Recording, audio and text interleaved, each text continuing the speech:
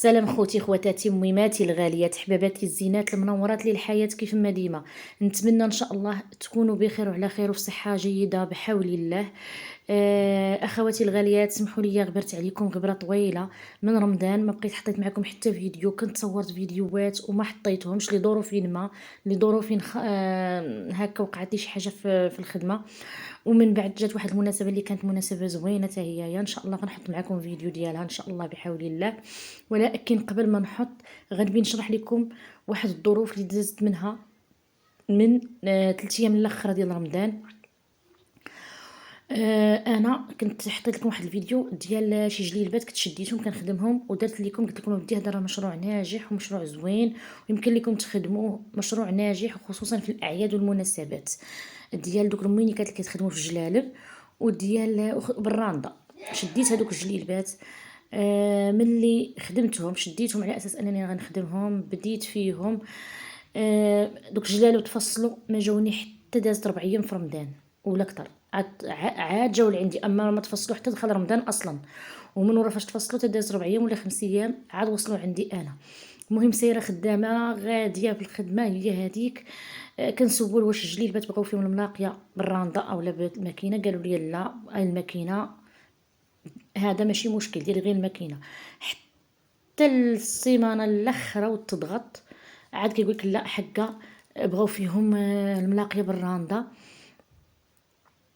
عاود شفت الناس اللي خدموا معايا، شفت السيده اللي غتخدم معايا، يلا عزيت هبدات معايا الخدمه. مرض باها عيطوا ليها رجعت لي خدمه قالت لي انا ما نقدرش نخدم ليك. كنعقل عليها مع شي 3 تاع قرب السحور كتصوني لي حيت غير ساكنه حدايا. كتصوني لي كتقولي خرجي خدي من عندي بياسات راه عيطوا لي الوالد ديالي مريض. غادي نمشي دابا في هاد الوقيته غادي نمشي راه شوف واش نلقاه ولا ما نلقاهش. خديت البياسات بقيت مضغوطه كنشوف اللي يخدم معايا كنشوف هذا. المهم بياسات ملي مشاو عند ماليهم.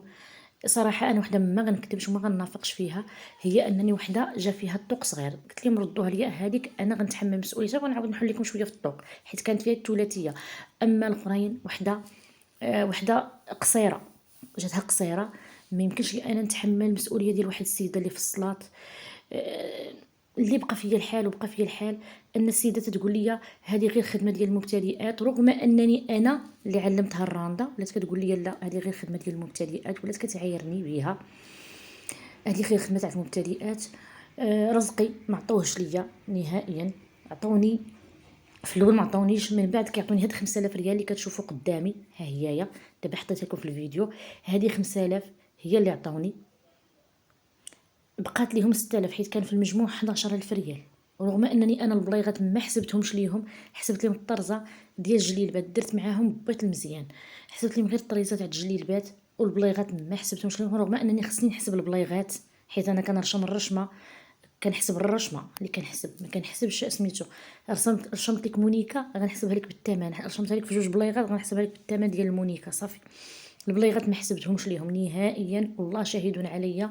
وإلا انا كاتبه هذا الشيء بغيتهم يسمحوا لي لا دنيا ولا اخره. ملي عطوني كيعطوني 5000 ريال وداو لي 6000 ريال. 6000 ريال راه ما غنسمح فيها لا في الدنيا ولا في الاخره.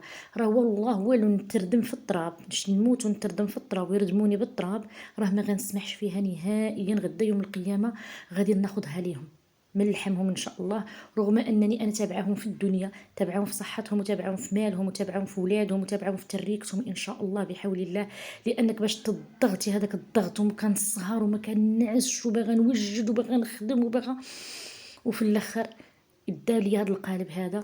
ملي تخدمت جلابه جا اللون مختلف، الحرير كل واحد من لون.